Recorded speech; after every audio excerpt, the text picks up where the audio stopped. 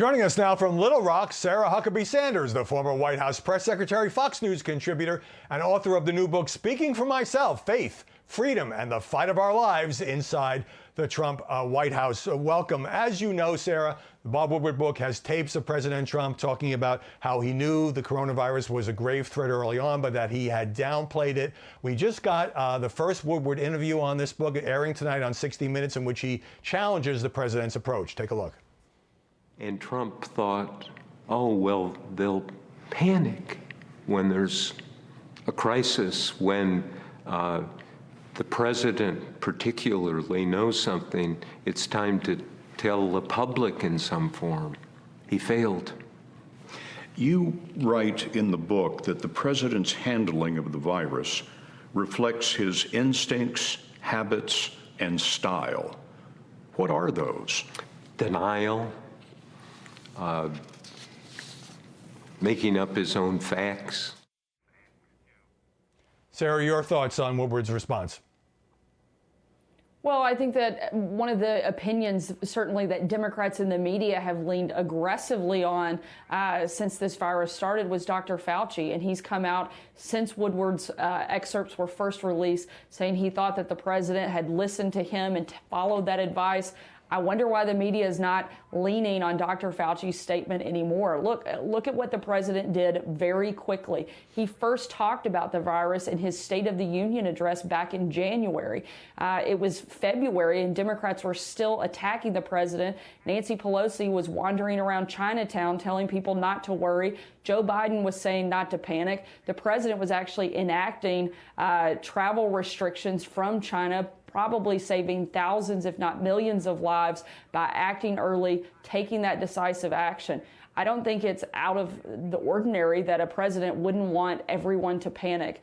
One of the big things the president has tried to find a good balance on was protecting lives and protecting livelihoods. Right now, we have Joe Biden saying he'll shut it all down again, which would be absolutely devastating and dangerous for small businesses and companies across the country. First of all, just to qualify, Biden said he would potentially order another lockdown if the science indicated it. But I want to get your thought on something that happened this week with your successor, Kayleigh McEnany, who was being questioned on this subject. And then CNN broke away from that press conference. Take a look.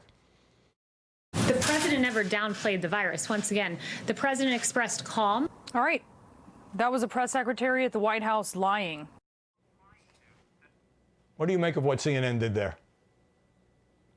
I wish I could say I'm surprised, but I'm not. This is exactly what Democrats and their liberal media allies do every time they don't like an argument or they can't win the argument based on the facts. They resort to name calling, personal attacks, and CNN is one of the very worst at doing this. I witnessed it day in and day out as my time at the White House press secretary, and I write extensively about it in my book because the hypocrisy and the level of vitriol that we see from the mainstream media and from the liberal Democrat elite is just mind-blowing. Just briefly, did you agree with the decision to phase out the press briefings to zero when you were press secretary? Because now, obviously, they've come back under Kayleigh McEnany. What changed?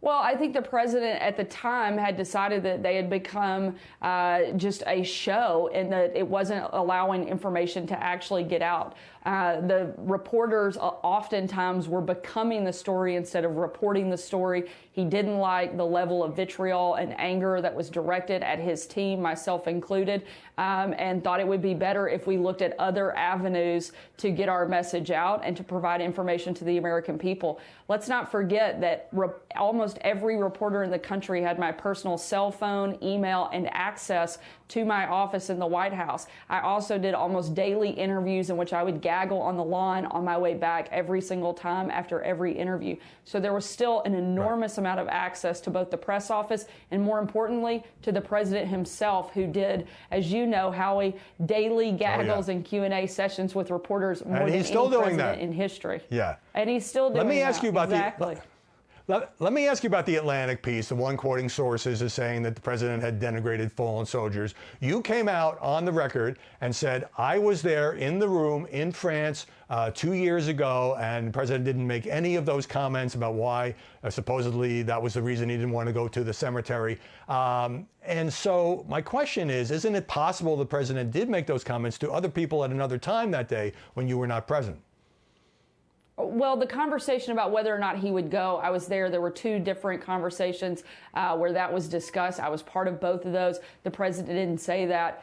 I've come out on the record, as have a number of other White House officials that were present that day and part of those conversations.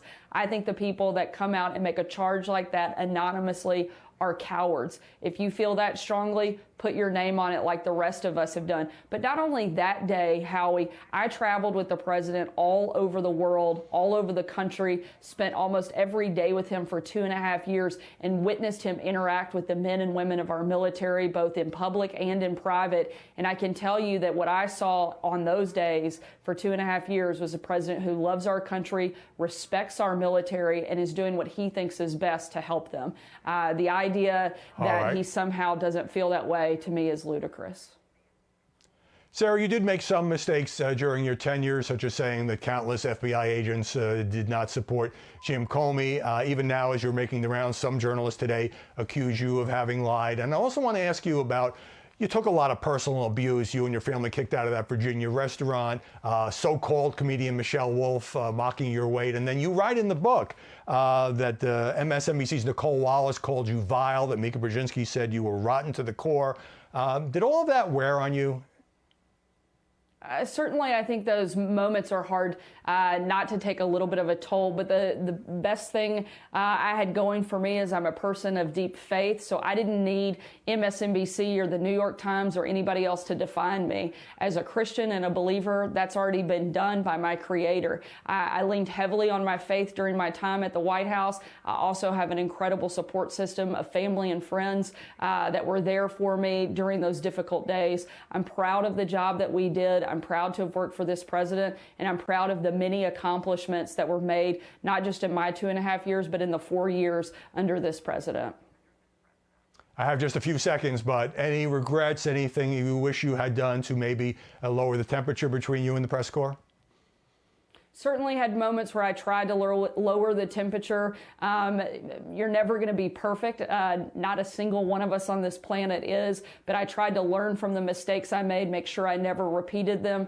And I think we did a great job and worked really hard on behalf of the American people and spent every single day trying to make the country better. I write about it in my book, Speaking for Myself, and I hope people will read it and learn more about who this president is and what he's done for the country. Not being perfect applies to journalists as well. Sarah Huckabee Sanders, very good to see you.